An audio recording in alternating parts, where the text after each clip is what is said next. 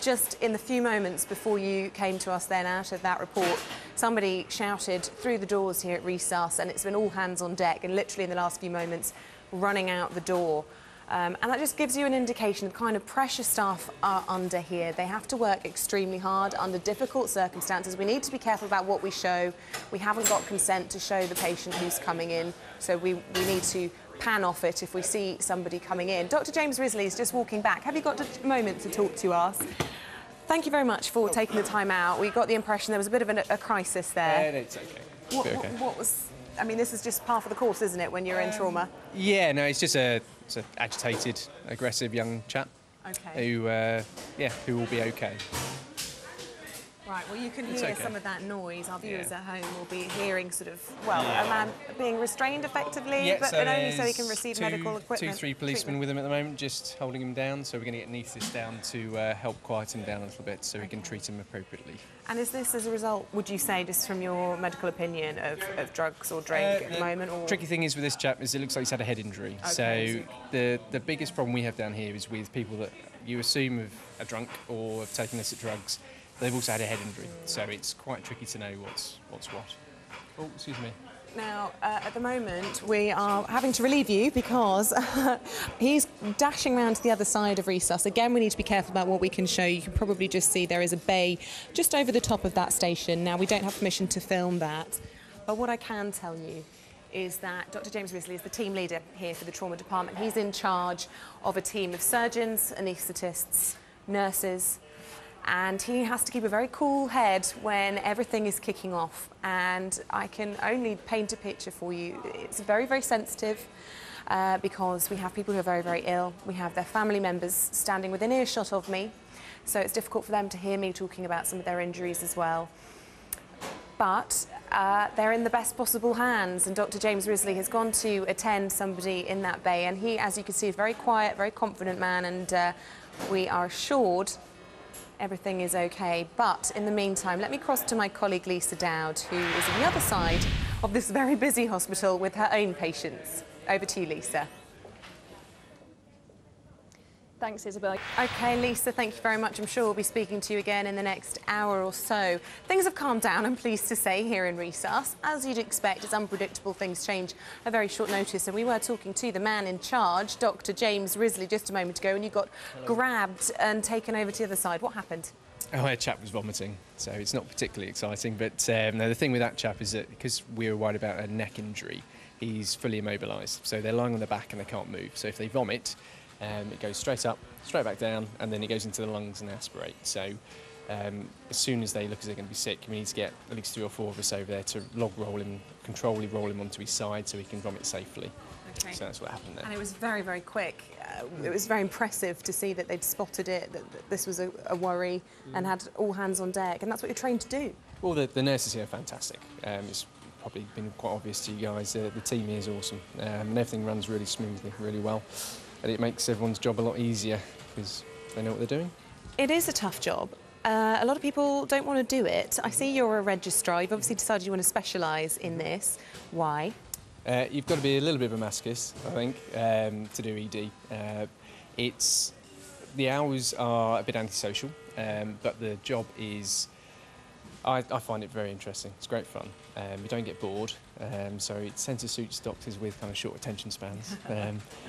But I think it's within medicine. There's lots of different specialties for different personality types, and I think you tend to find people that have had quite a varied background that then kind of migrate to ED because it covers pretty much everything. You see everything that comes in. Yeah. We hear a lot about the pressures on doctors, and we're not, here to feel sorry for you. But when was the last time you had something to eat or even a drink? Probably about 1 o'clock. So about 3 hours, so not too bad. So not even a drink, and you certainly haven't sat down? No, but that's right, it's why we've got feet. Last time you went to the loo? Which, number 1, number 2? Well, we don't need to go into so much detail, but we hear reports of doctors. Let's sort of explain why I'm asking you these questions. These targets that your management here are probably beating you over the brow to try and meet mean that a lot of doctors are complaining that on their shift they don't stop, they don't take breaks, they don't go to the loo. I must admit here, working at Queen's ED, it's very well structured and the bosses very much look after the juniors. So we do keep an eye on, and we force them to go on their breaks, at least get 20 minutes, half an hour. Because the thing is, if you're tired and if you don't look after your workers, and then your standard of work goes down, you make mistakes, so it's very difficult. But I must admit, although we're always got in the back of our mind the 4-hour target, breach and things like that, it does eventually come down to, from a clinician point of view, what's safest for the patient. And if it's safer for you to go and get a 10-15 minute break, just switch off, sit in a quiet room and just have a cup of coffee, and then that patient doesn't get seen for 10-15 minutes, as long as they're well and they're not about to die or anything, then that's safer for the patient. So we probably better looked after down here than some of the doctors up on the wards, where they're getting pushed and pulled all over the hospital. Have you ever cried from stress, not from stress dealing with something tragic? Or, crikey, probably back as a house officer. Well, I don't know if I cried. It's close to it. Pretty miserable. But no, certainly not recently. And even as a registrar, you will have worked in a whole range of hospitals, and certainly the whole team here will as well. So whilst Queen's Medical Centre has a fantastic record, presumably some hospitals that you've worked in haven't got such a great record.